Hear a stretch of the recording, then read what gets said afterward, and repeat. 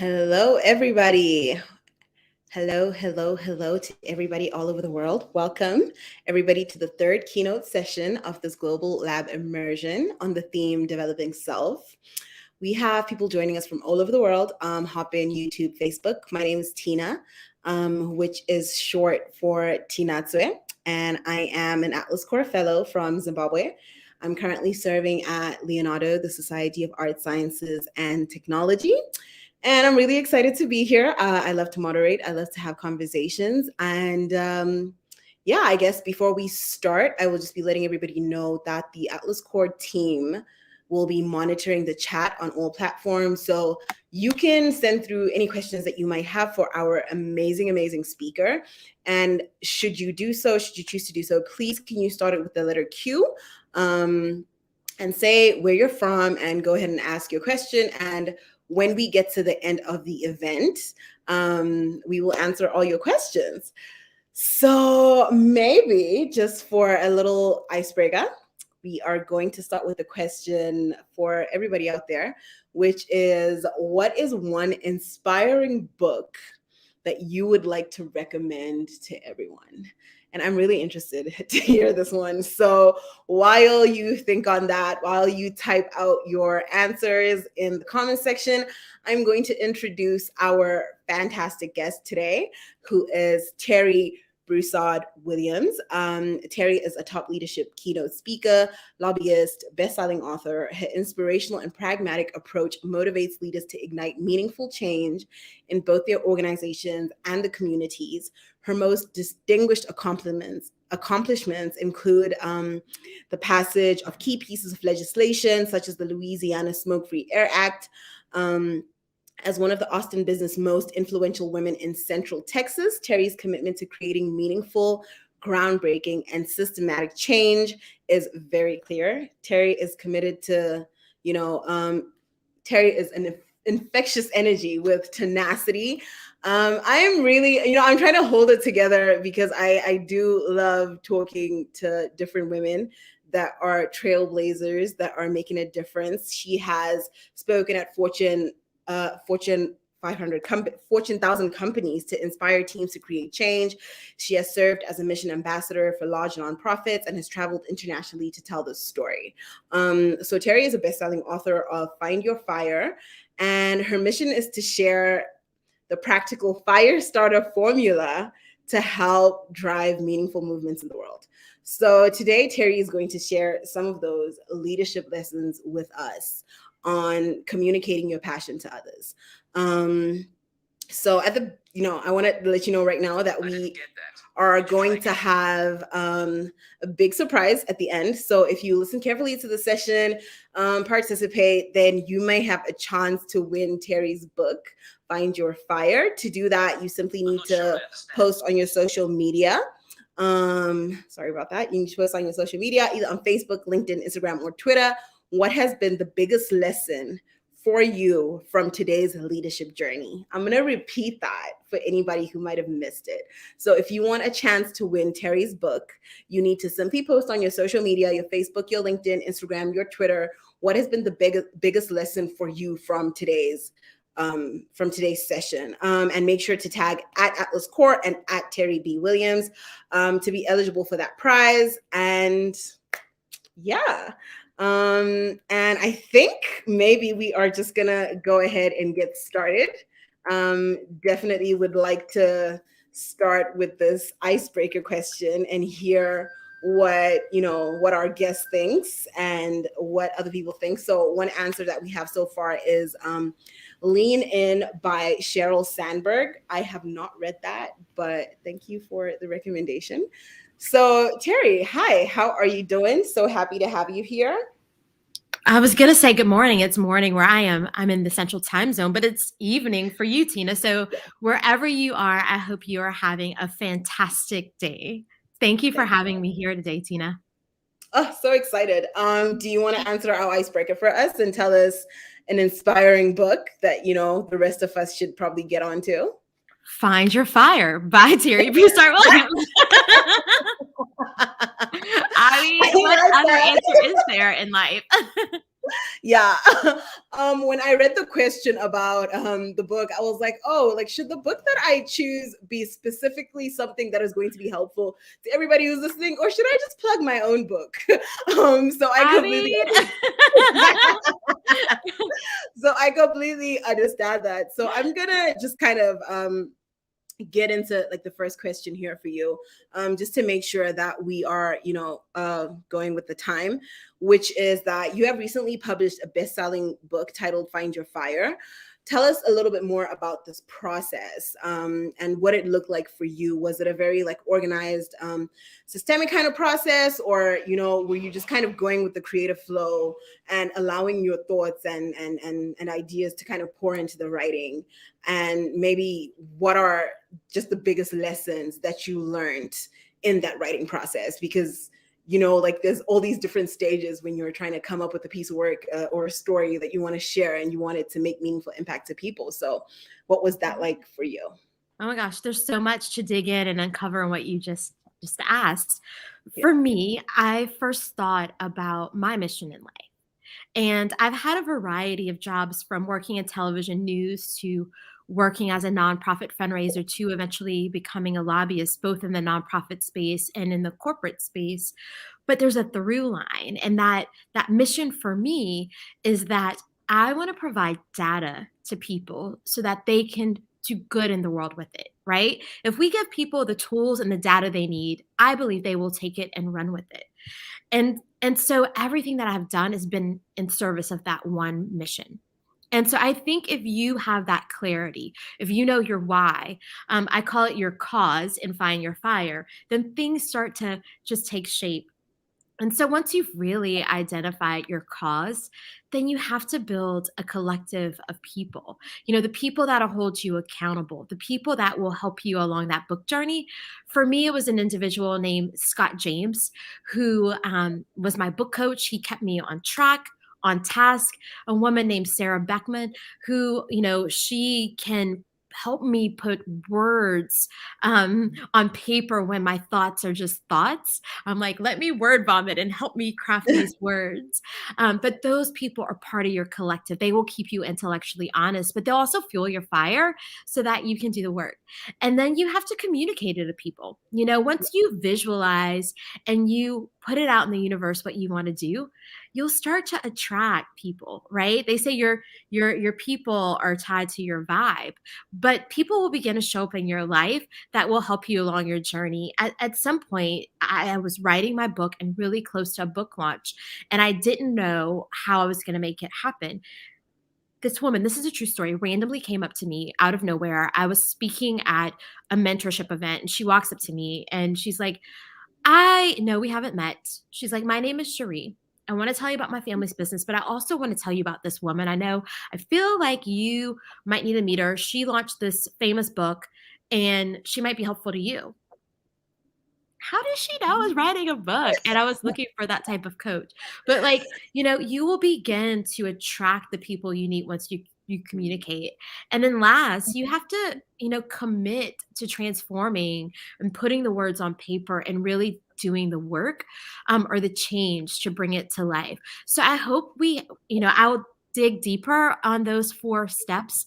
I'm sure throughout our conversation, I hope there'll be another question or two along the way that will help people figure that out. But to summarize it, after the Firestarter formula, you want to first understand your cause, then build that collective, the people that will be helpful. Then you'll want to communicate it, with yourself, be intellectually honest with yourself, but communicate it with the world, and then create the change you want to see, by bringing it to life on paper, maybe a couple of strokes on a keyboard.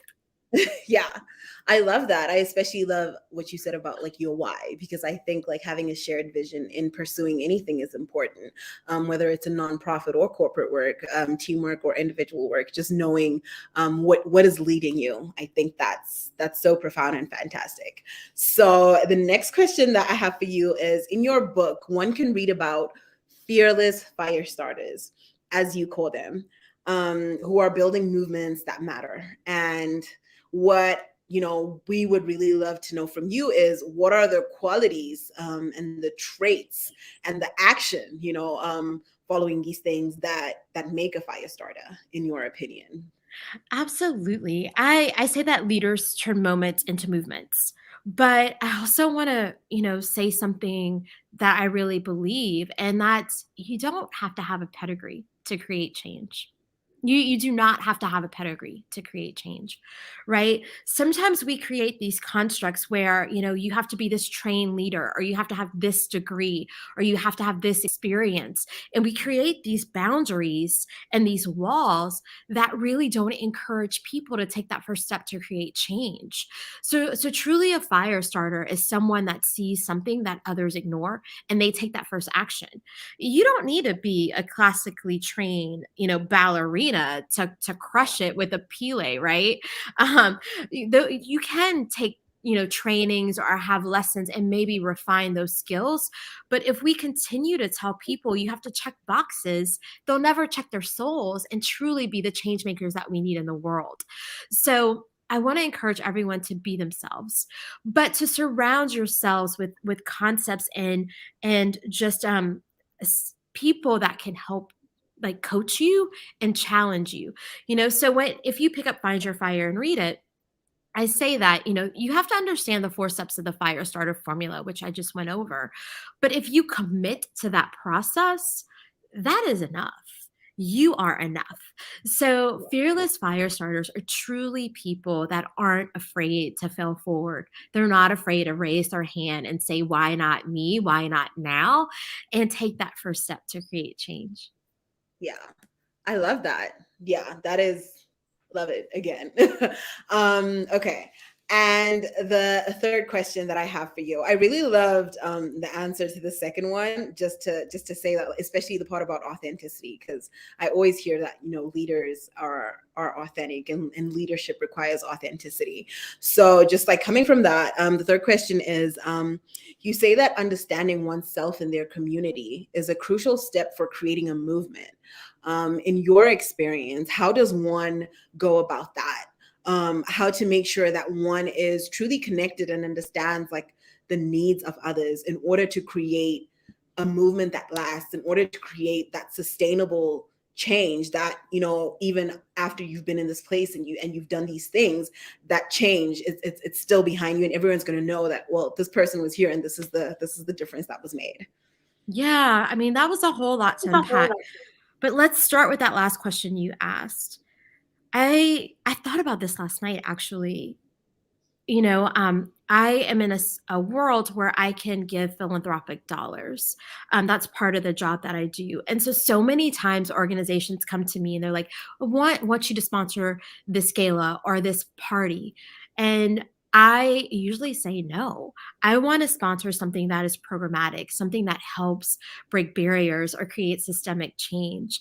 And I think it's tied, to something that's rooted really in my heart. And I care more about leaving a legacy than being popular, right?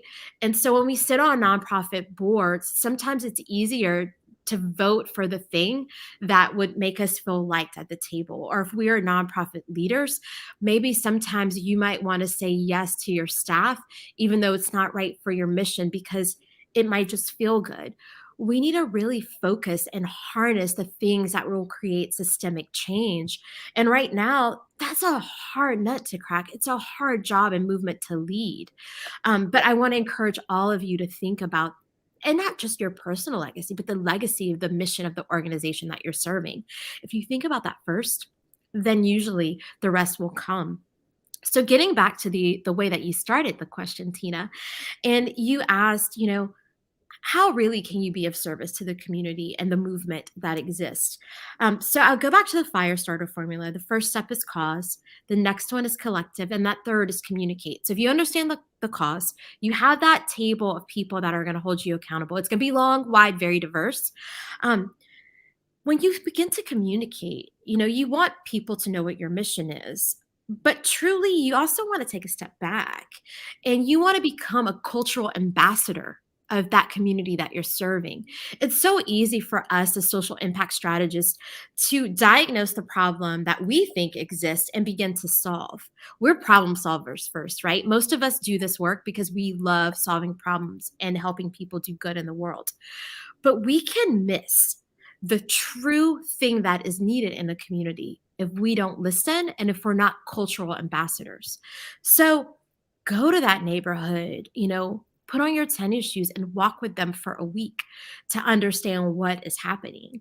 When I was a part of a nonprofit lobbying team, we were advocating for grocery stores that carried fresh fruits and vegetables, because a lot of times people had to walk from a food desert to a place where there was a grocery store or corner store.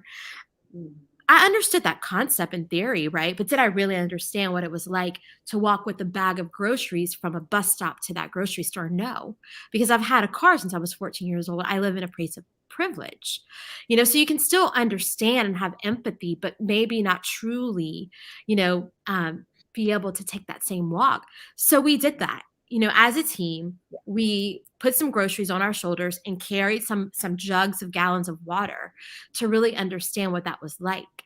And that will bring context. So as you begin to think and advocate for an issue or develop a program, you have a different lens. You have that lens of equity first and community first. And that can help you truly be a movement maker and a fire starter. Yeah, I love that. And I'm just thinking about what you're saying about, communication and putting yourself in other people's shoes, and just realizing that communication does not only mean to speak to or to speak at, it also involves listening. When you Don't be communicate. in the community, be of the community, be a part of that fabric, right? Yeah. Yeah, absolutely love that. Just like as a nonprofit leader myself, I can say that taking that step back really makes all the difference in the kind of work that you do, and in the way that you care for people, and in the small details that that you're saying, like, oh, I had never worked from the grocery store before, and now that I've done it, when I advocate for this and when I talk about this, I know exactly what I'm talking about, and I know what that feels like. So. Yeah. I love that. I hope that like everybody is taking that in the different communities that they're working in, whether it's with their host organizations or with the movements that they have back in their home countries. So the fourth question that I have for you today is, many of our fellows that are here on this session might want to start their own personal brand. Maybe they want to write a book. Maybe they want to start a podcast. Is the work similar to their everyday work, or do you always need new skills to get started? What do Yes. you think about that? I love this question so much. So I began this journey just to be more of a thought leader, to be my authentic self. When we are tied to a nonprofit or a social impact organization, we are a representative of that organization. So we are ourselves and we are authentic, but we carry that message of the organization. And sometimes that doesn't allow us to share, our own passion or to explain things in a different way. And so I found myself in that space in 2017 and decided to create my blog and my website, terribwilliams.com. But for me, it happened at this time where I had what I now call the great me set. So many of us are going through resets in the way that we do work because of the dual pandemics that exist in the world. But in 2017, I had my father passed away, and I began to think more deeply about who am I and how do I want to serve. And so something beautiful happened. And so a lot of us, I say we drive cars really fast, and it's not really a car, but a metaphor for the work that we do every day. We might have a staff meeting, a board meeting, got to go home and cook, got to feed yourself. There are all these things you have to do. And you might be in school, you might want to write a book, and you don't have time. Many days you can't remember if you stopped to pick up your dry cleaning. Or, or yesterday I went to the dry cleaners. I was like, I'm here to pick up. They're like, you picked up on Friday. So we need to take a moment and have a me set. And so if you go to terribwilliams.com/me-set, and Meredith's going to drop it in the chat for you all.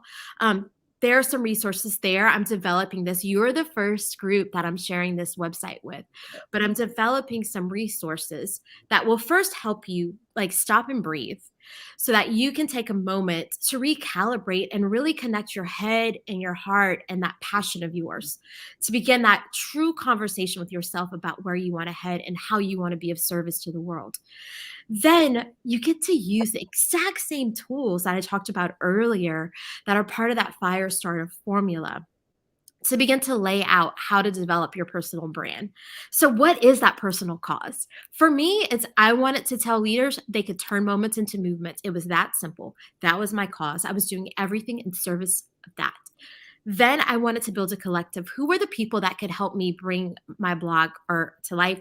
Who could help me bring my book to life? It was, Scott Andrew James. Um, and who are the people that I need to keep me intellectually honest and accountable? That they were my collective. So those are the people that you're going to say, is this message that I'm writing resonate with you? Does this message, inspire you? And so you begin to take the things that we already know as change makers and movement makers and use that structure to help guide you as you start a personal brand or write a book, or maybe even launch your very own next nonprofit. And then again, begin to communicate it and let it live out loud. And you'll begin to tweak based off of what you see and what you hear from others. So for me, as I was writing this book, again, I want it to be a cultural ambassador of the social impact sector. And I kept tweaking because that was the group of people I wanted to serve. It really wasn't about me. And so my message became more refined every day, that my personal brand, even now, becomes more refined. And then that last step, you have to do the work. You have to dedicate time. So for me, it's usually 5 to 7 in the morning where I am writing and then working out. So I'm going to write and I'm just going to put everything in my heart onto paper and dump. And at that point, your energy might be low, but you still have a whole day ahead of you at work, right? So a quick workout is going to get me going again and recenter me so that now I can tackle that work day. And then usually at night, I'll do a little meditation or just sit in bed quiet. Literally, I will sit in bed and not talk and recharge for the next day. But if you continue to use that construct and that flow as you're creating your own brand or book, or even thinking about launching a new social venture, you will find that it becomes easy peasy and it's something you already know how to do. You just got to take that first step. Yeah. Yeah. I especially love what you've said about, your brand, you'll refine it. And I'm pretty sure, for example, when you started your site and when you started your blog, you were like, it's going to be like this. And probably as you've started doing the work, like there's so many other like places that you've kind of like expanded into, and so many parts of yourself that you didn't even know you were going to end up sharing with people. So That's right. I absolutely love that. Okay, great. So I'm going to move on to the next question because we have a couple of minutes before we start going to the audience questions. So you say that your mission is to inspire others to create change, right? And how do you think you arrived at this moment? Is there a particular thing that helped you discover that passion and to be like, okay, you know what, this is my goal? And really in all of that, like how much does that mean to you? Yeah, for me, it's my family. My grandparents were the first fire starters I've ever met. They all were tied in faith that they believed they were a part of something much bigger than themselves. And also, they were all Black Catholics in the segregated South. And they believed that they had to give because they were given so many opportunities that many were not given. And so, my mother's mom and dad helped build a church in Lafayette, Louisiana. And that church burned down about 11 years ago now. And then my mom and dad stepped up and rebuilt the church. And about 3 months after the church doors opened, we actually buried my father on the altar of that church. And so I think, when I look back at every juncture of their life, they show me that leaders turn moments into movements. Now there's this beautiful church in this very underserved part of Lafayette, Louisiana. But I'll never forget walking out after we buried my dad, and I realized the movements that we built, they're not for ourselves. They're for people that we'll never know or never meet. The couples that get married now in that church, my dad hasn't met them. The young kids that go to church for the first time, he's never met them. And so a lot of those messages translate to me. And so before we go to the audience, I want to just talk about 4 things I learned, a combination of what I learned from my family and a combination of what I learned for being a part of the independent sector and the American Express Leadership Network, which both Atlas Core has connections to. I tell everyone I put on this backpack every day. It's like this invisible backpack, but I wear it. And there's 4 things in it. The first is faith. I just gave you all a great explanation on that. I believe I'm part of something bigger than myself. So that drives me every day. The second is fortitude. The work we do is not easy, and it's not always smiles, right? So I have to be reminded there's always a way. Literally, I have a sign in my bedroom or my closet in my bedroom, because you get dressed every day. So I see it every day when I get dressed, and it says that there is always a way. And so if we focus on turning obstacles into opportunities, we will find that way. The next one is failing forward. If we fail forward and fast, and we hold like failure festivals instead of action review, where we feel like we're being penalized for, not reaching a goal, but we begin to embrace it. And we see that when we fail and we fail fast and forward, we become more innovative and generative. And we embrace that from a place of building movements. Because we will falter sometimes, but those help us grow and get better, right? So it fell forward. And the last one is forgiveness. We are so quick to forgive someone if they turn something in 5 minutes after a deadline, right? Or if someone's like, sorry, I'm running late. That Zoom call ran over. You're like, oh, it's okay. But do we forgive ourselves if we miss a deadline? We put pressure on ourselves, and we're like, I have to get it done right now. No, you don't. Give yourself some grace. Go to bed early instead of sending that last email at 10 o'clock at night. Give yourself some grace and have lunch with your Zoom off and like outside instead of eating and answering emails. You will find that you will be this leader that will blossom, but you will always have fuel to light your fire and fuel your soul. Yeah, I love that. You cannot pour from an empty cup. That's right. So the next question that I have for you, and this is my favorite question easily.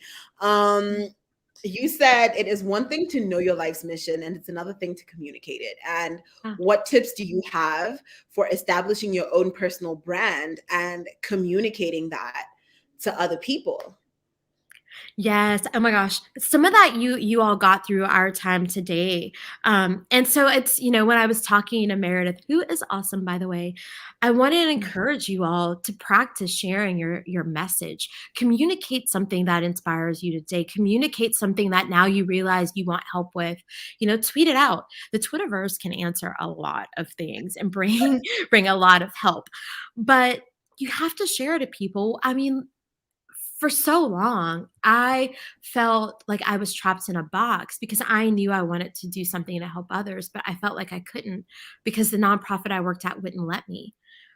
But once I realized I didn't need to ask for permission because the world is my oyster and I was already given permission. And I began to communicate that I was granting myself that permission and telling others how I was going to show up differently, then I would have never launched a blog. I would have never be where I am today. And so I'll never forget. I went to my boss and I was like, hey, I'm starting a blog and it's going to be awesome. And I want your support.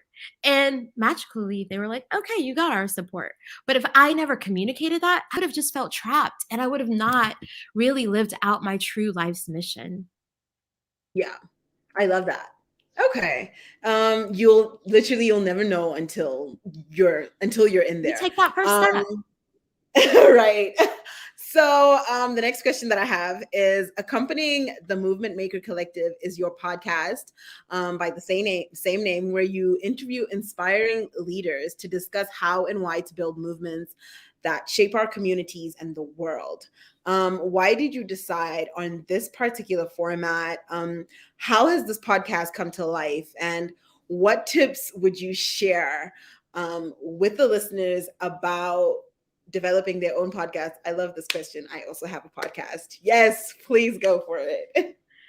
Yeah, so I'm actually in this place where I'm taking a quick pivot. So my blog is Movement Maker Collective because, and I call it collective with great intention. I want people to see that others are doing the work that they do, and I want to share those stories, in connection to the Firestarter formula, so people could see it's very easy for them to do the work.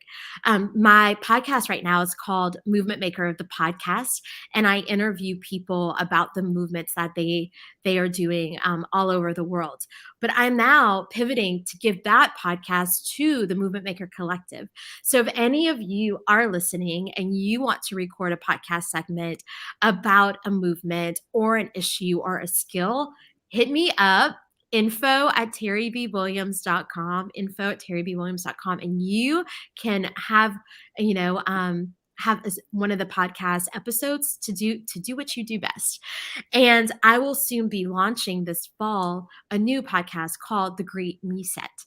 And I will be hosting that one. And the rationale behind the Great Reset, again, I talked about it a little bit earlier, but the world is going through this great reset. And we have learned so much about ourselves as leaders. We have learned so much about systemic issues in the world, but we've also had this opportunity to sort of slow things down. We now understand we can work at home more. We don't have to have so many in-person meetings. And for people like me, I've changed the way that I show up in the world. And so I say this is our time to just breathe and visualize what we want to get out of life and how we want to show up as leaders, and then begin to attract the people that can make that happen and transform to make change, but to honor ourselves first, to truly, be that leader that turns a moment into a movement, but that movement from within.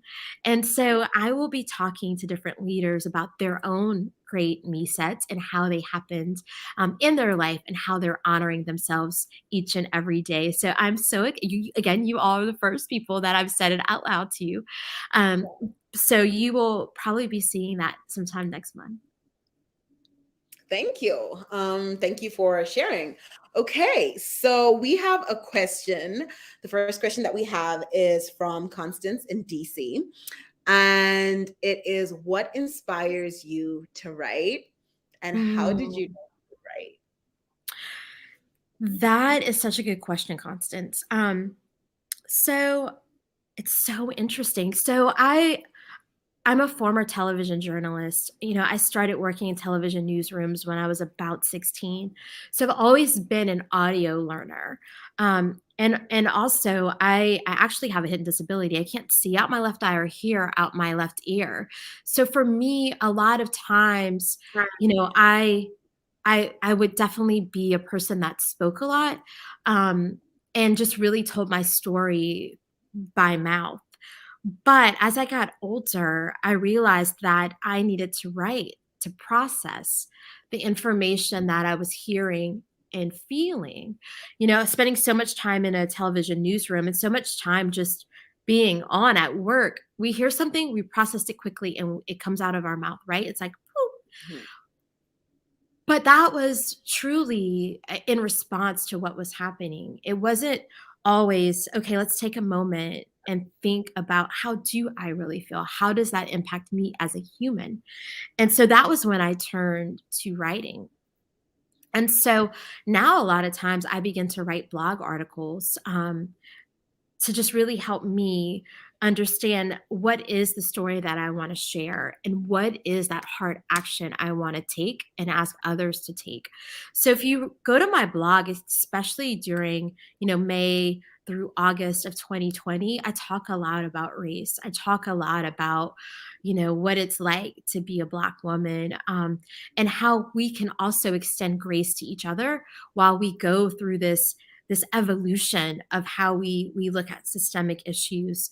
And I don't know if I could have told that as crisply and as simplistically had I not begun to write. And so some of my most intimate thoughts recently, I wrote about grief. And, it's so much easier for me to write it, release it to the world. First step is to write, then communicate. And once I put it out there on the interwebs, then I can talk about it really freely. Yeah. Okay. Okay. That's great. I have another question here for you, which is, um, what are your best tips for time management while doing so much between blogging and podcasting? Um, for your early morning work, how do you make yourself wake up at 5 a.m.? I'm so glad Yes. someone else has asked that. Oh my gosh, you all. I was in grad school a couple of years ago, and I actually would wake up at 3:45 a.m. And my day started at 4. I was out of the bed by 4. I gave myself 15 minutes to negotiate if I was gonna snooze or not. But, I always have been someone that has had great discipline, so that part comes easily. But I still use a paper planner, and I time block everything in my day. I drive my friends crazy. I'm like, "This is the time you can call me." But I also develop tools and things to help me. So that morning time, I'm gonna start off with a little meditation and write. If I don't write in the morning, it's not gonna happen because life happens, work happens throughout the day, right? If I don't work out, not gonna happen. I got a Peloton during the pandemic, kind of didn't use it, had to go back to a trainer and fortunately found a place where I could train in a gym alone. But had I not had that accountability partner and that time on the calendar, it would have not happened. But so, you just create those spaces. So for me, a lot of people, ask for virtual coffees to pick my brain or to shoot ideas. I can't do that right now. That would not be honoring my time and what I need. So I'm like, hit me up on Marco Polo, you know? And if someone doesn't hit me up on Marco Polo, they're not serious about having a conversation. And so I dedicate, an hour a week to answering those Marco Polo questions and having those times with leaders around the world. You asked about podcasting. So, I use my Saturday afternoons and I time block it for a couple of hours. And that is when I record my podcast or Sundays. Sometimes they happen on Sundays. Right now, I'm using my lunch hour, right? I have a full time job, but this is my hour that I usually would take for lunch. And I'm giving back to you all. So that gets me jazzed up. You're my booster shot for the Yeah. day. But so you have to figure out how to use your own life. I'll say this and then turn it back over to you. So many times we say, I'm busy, I don't have time. We fall into this trap where we feel helpless and like the world and our work owns us, but truly we own our space. So are you relentlessly prioritizing those things that make you happy and doing those things because you will be fueling your fire and fueling your soul? Are you finding a way to say, no, I don't have time for myself?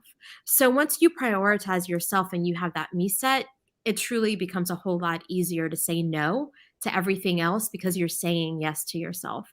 I tell everyone, you don't have to set yourself on fire to keep others warm. You don't have to set yourself on fire to keep others Mhm. warm. Yeah. Okay. I have another question here for you, which I absolutely love. Because I was gonna try sneak in a little question of my own, which really relates to just you and your place in the world as a Black woman. So the question is, what are some of the challenges? What are some of the gender-based challenges that you have faced in your career, and how did you overcome them? And I'll just like add a little bit of spice to that, and say not just Spice it as a up. yeah, not just as a woman, but as a Black woman. Yeah. So, life is not easy no matter what shoes we fill, right? Yeah. I've worked in television, I've worked in politics, I've worked in the nonprofit space. And in each of those career settings, gender has been at the forefront. There are many times where I've been in a room and one incident comes to mind. You can see it on my face. And I was the manager of everyone on the call. And, another male asked another male the question, but the question should have been addressed to me. And they should have deferred to me and they didn't. So I let them answer. And then I came back and redirect the question and said, no, this is a question for the team. And as the manager of the team, I want to give this question back to the team. So there's just a way for you to softly do the work that you need to do and honor who you are as a human, but also empower others. When you empower others, then it becomes more powerful. But I can tell you so many times where, someone's might look down at me and they're 6'2" and I'm 5'2", and I'm gonna have my fluffy pink pen and just still ask the hard hitting questions, but lock them in the eye. And so, but I do that understanding that I am a Black woman and there are going to be challenges, but I choose to turn those obstacles into opportunities and allow me to really show up from a place of empathy. And when I do need to be very direct and transparent and hold others accountable, I do that and I don't apologize. If we are going to be true allies to each other and good humans on this earth, we are called to help each other be better people and better leaders. And so if you're ever in a situation where you feel like you're powerless, just remind yourself you are not really being a leader if you don't hold others accountable to the very mission that they want to extend and achieve. Yeah. Okay. Well, we have 5 minutes left, and I could probably just ask you one last question, which is, do you have any advice for young writers? Ooh, for young writers, I mean, just do it. Just do it. I probably stewed on writing a book from 2017, 2 years from 2017 to 2019. I should have just done it in 2017, right? I had to warm up with a blog before I felt like I was able to write a book, and that was crazy talk. That was crazy talk. All the blog articles I wrote in 2017 could have been books. So just do it. But again, create space in your life so that you can excel and you can be successful. Don't say you want to write a book and unleash that thought and not begin to write. That's probably the biggest way that you can hinder your own growth. Those ideas will eventually leave your brain. That desire will eventually leave your heart. And then you will feel like you didn't excel at something.